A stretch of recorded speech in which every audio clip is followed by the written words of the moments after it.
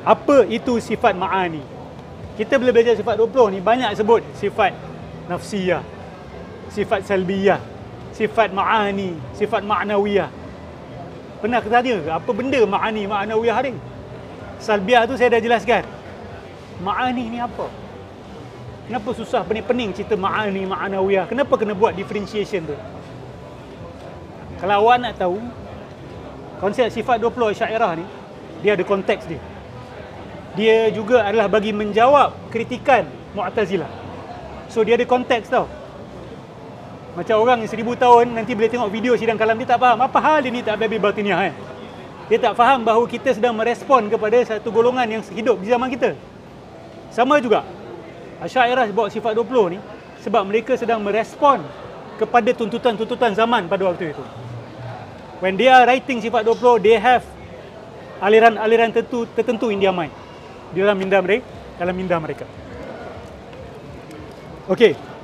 Hiya kullu sifatin qa'imatin bi dhatihi subhanahu wa ta'ala tastalzimu hukman mu'ayyanan lahu ka sifatil ilmi mathalan fahiya tastalzimu an yakuna al-muttasifu biha aliman.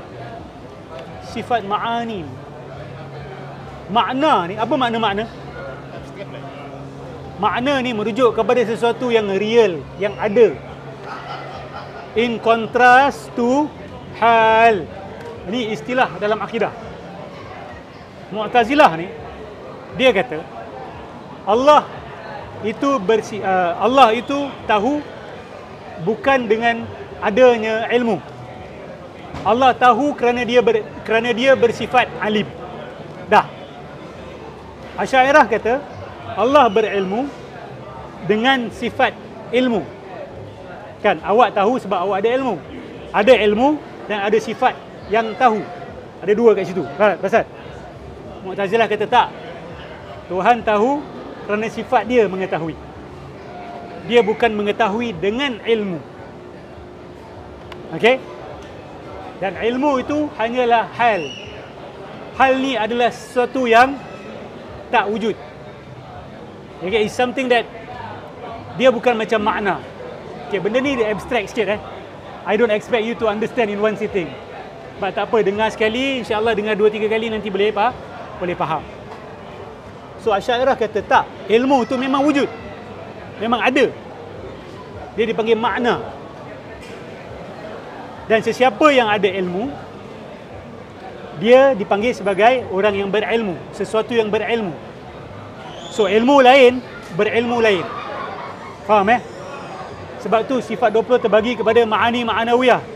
Ada ilmu, lepas tu ada al-alim atau al-alim. Perasan? So ni nak kena faham apa konsep hal ni. Saya tak nak pening-peningkan kepala awak. Okey? Yang penting dijelaskan sifat ma'ani untuk menyanggah konsep hal Mu'tazilah. Okey? Wa sifatul kamalillahi ta'ala katsira. Sifat kesempurnaan Allah banyak. Tajtami'u fi 7 sifat ra'isiyah.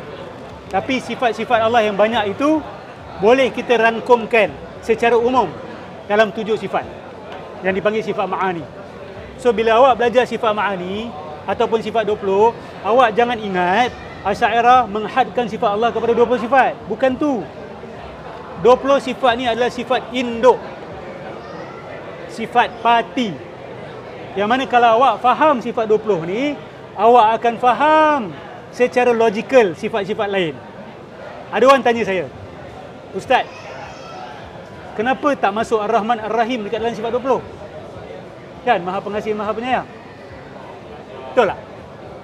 So saya jawab, dia dah ada dalam Qiyamuhu bi nafsihi, dah ada dalam Mukhalafatuhu lil Hawadithi.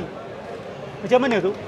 Kalau awak fikir secara logikal, sesuatu yang tidak memerlukan selain diri dia sendiri, sudah tentu dia bersifat penyayang. Sebab apa? Sebab alam ni ada kasih sayang. Kalau alam ni yang memerlukan sesuatu selain diri dia berkasih sayang, boleh berkasih sayang, sudah tentulah yang mencipta dia tu lebih lagi kasih sayang.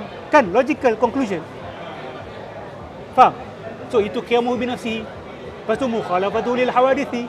Kalau awak boleh sayang, Allah tu lebih mulia daripada awak, sudah tentu Allah boleh sayang. Dan kasih sayang Allah tu lebih hebat daripada kasih sayang awak. Mak, dengan sifat-sifat induk ni, you can think for yourself. Walaupun tak sempurna, tapi at least you can know. Faham? Okay, itu maksud dia sifat induk.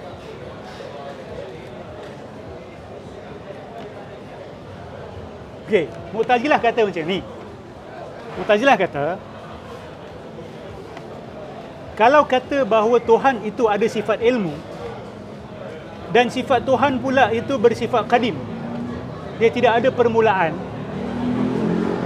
maka seolah-olah di sana ada banyaklah yang bersifat qadim.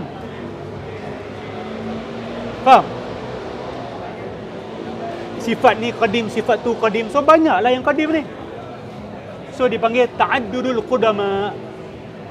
Yang bersifat qadim itu ramai lah, bukan Esa je kan.